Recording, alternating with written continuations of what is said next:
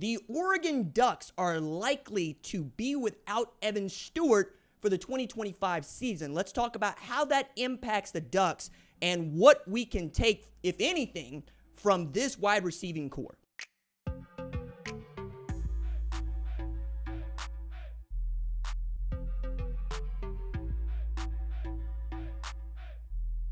What's up, kinfolk? It's RJ Young. I am not on a step mill. If this is your first time watching Adapt and Respond, thank you for joining us here. We talk college football year-round. If you are into that, go ahead and hit that subscribe button, like this video, and answer the question in the comments below.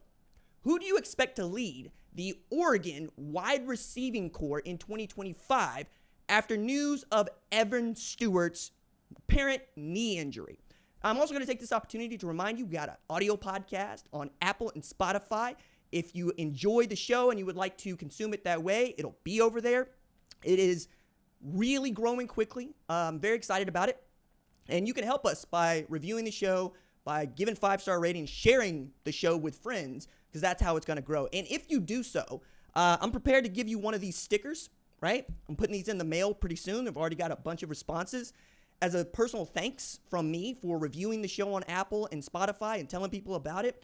So if you fill out the form in the description below, see how that works, I'm going to make sure that these things get in the mail personally from me. And I know it's not much, but it would mean a lot to me. All right, let's talk about Evan Stewart and this apparent knee injury. It feels like a patella injury. And this is now a player that we have to refer to as injury prone.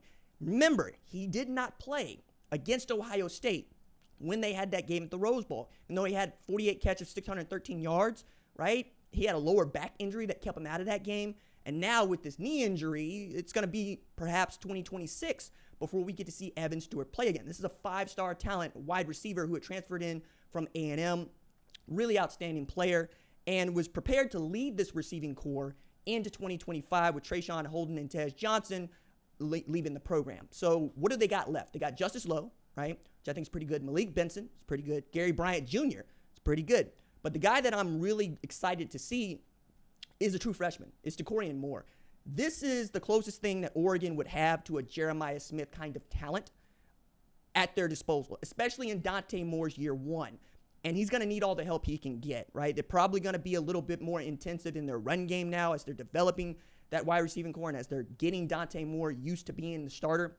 But it's a really, really talented group, and Oregon should expect to be a top 10 team to start this. Now, we'll see if they can remain there, but I don't want to miss this, right? Evan Stewart, I thought, was the most talented player on that team last year. He didn't play like it. That's true. That much is true. Trayshawn Holden ended up stepping up until he decided to spit on people. Still stupid. And then Tej Johnson became just the guy. And every time he played, Dillon Gabriel had somebody he could go with. But they were also really good at the quarterback position in that Dillon Gabriel was once again a Heisman finalist. He was otherworldly with his awareness and being able to get rid of the football. The only bad game he played last year was against Ohio State in the Rose Bowl. Remember, they had a win against the national champions last year when Ohio State came to Austin.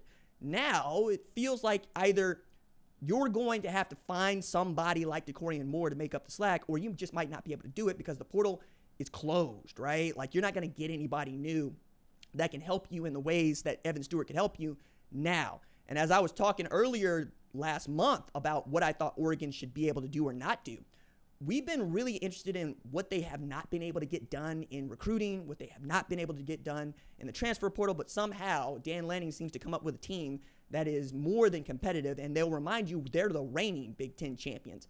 They beat Penn State. They beat Ohio State. They lost the game that mattered to Ohio State, but they also believe that they're just as strong this year as they were last year. Dante Moore's got some big shoes to fill. Bo Nix, Heisman finalist, 4,000 yards, right? Dillon Gabriel, one of the most prolific quarterbacks of all time, just short of passing Case Keenum for the most passing yards in a career, and he has the most touchdowns by any player over a career. Now, it took him 6 years to do it, but the point is there, right? He went to Oregon, didn't miss a beat. He went from a 10-win Oklahoma team to an outstanding Oregon team, and now he's battling for a job as a starting quarterback with the Cleveland Browns. I think this is going to be an opportunity for either Gary Bryant Jr. or Malik Benson to truly step up and show us what they can do. Malik Benson, who did not have a great year at Florida State last year, some of that was the quarterback, right? DJ Uiagalelei was not the guy. We could have expected perhaps an uptick in quarterback play this year when you get a guy like Thomas Castellano in there, but given what Gus Malzahn's offense is like, I wouldn't expect it. Whereas you go to Oregon, you know Will Stein wants to throw the ball down the field. You know he wants to get vertical quickly. You have an arm in Dante Moore. You have awareness in Dante Moore. You have a guy that can move in the pocket like Dante Moore. You're going to take advantage of that. So Gary Bryant coming from USC, it's going to give them a shot. But again, I go back to Dakorien Moore.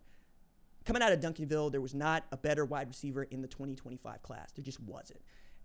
I don't know that anybody is going to measure up to what Jeremiah Smith was coming out of high school, or even Travis Hunter coming out of high school, going both ways. But if you're looking for a guy that could do what Ryan Williams did at Alabama, what Ryan Wingo did at the front part of the year at Texas, look no further than that guy. We're talking about a 1,300-yard receiver off the rip if they throw him the ball. He could catch 95 passes. His body type and his ability reminds me a lot of Jackson Smith and Jigba at Ohio State. It's just whether or not you're going to be able to get him the rock. Remember, Jackson Smith and Jigba showed up as the third option and really ran off Jamison Williams to Alabama, where he became, one of the best wide receivers in the sport. If he's the third option over there, I think we're looking at this and asking the question, hey, man, just how good do we expect Justice Lowe and Gary Bryant to be? Just how good do we expect Malik Benson to be? That said, Chris Olave and Garrett Wilson were pretty damn good at Ohio State, right? I think you could have that kind of an offense. I think what you're looking at is potentially still what Ohio State had in 2021 with C.J. Stroud and those guys, when you had a 4,000-yard passer, a guy that threw 40 TDs. Yeah, man, I think is what we're doing. Talking about Oregon is trying to put them in a position where they could win a championship that isn't associated with a conference, but with a national. Evan Stewart's loss truly takes that away in some manners, but I just think that they're due, man. I understand that the Evan Stewart injury is huge, but I think you already had it with Dakorien Moore, with Gary Bryant, and with Malik Benson if Malik Benson becomes the guy, and if you continue to run the ball. Say nothing of the defense they're going to have. Isaiah World on that offensive line is going to make them better. Bear Alexander on that defensive line is going to make them better. Dylan Thieneman was the best safety outside of Caleb Downs in the 2023 season. He's transferred from crappy Purdue, who couldn't beat much of nobody, to a really great Oregon team. You got dudes here. So if you're an Oregon fan and you feel like I am laying it on thick, it's because I am, right? I genuinely believe that you're due with Dan Lanning to play for a national championship. Will you win one? We'll see, right? Even Ohio State, when they had to burn the ships last year, it wasn't a given, and that was the best defense that anybody had seen in college football. That's what you're probably going to have to depend on even more going into this season. Evan Stewart's patella injury, we think it sucks because of the lower back injury that kept him out of the Rose Bowl, and it sucks because we don't get to see his talent on display. But this is going to give opportunities to guys that would not have seen the rock to go out and make plays for an Oregon team that is aching to win a national championship.